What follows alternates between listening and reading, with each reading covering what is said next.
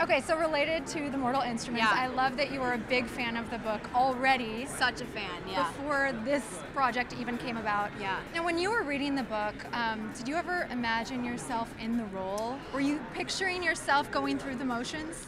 It's funny because whenever I read a book that I'm really interested in, if there is like a female character, you always kind of go, oh, like it was so fun to be her for a little while, and you put yourself in those situations.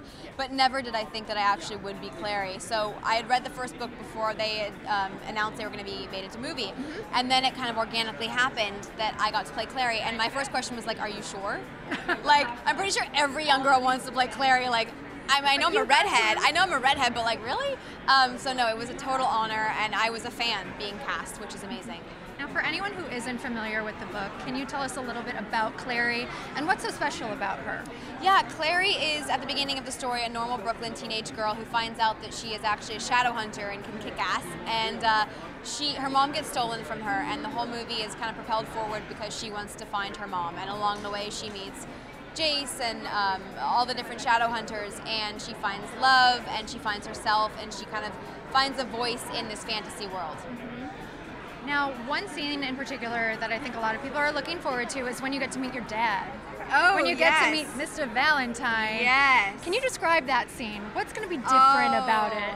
Well, Jonathan Rhys-Meyers is incredibly intense. He's such a talented actor, but he brought an intensity to that set that he just brought it to a whole nother level, which we weren't expecting, and it was terrifying.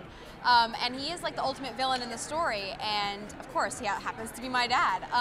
But yeah, I think it ups the level of intensity in the film, and it was just a really emotional scene. I think all the ones with Valentine and then with Jace, they were all really heightened and fun to play, but just incredibly like exhausting, emotionally exhausting. I'm sure. Yeah. And I know you have to hit the road or hit the carpet. Your favorite scene? I'm going to be a sap here. The greenhouse scene is probably, it's because as a fan of the books, you're reading it going like, yes, finally, you know, and in the movie, I think we live up to it. And it's just like, it's a beautiful scene. It's filled with so much emotion, but it's also like, it's a really big story point, which I think everyone's kind of looking forward to seeing.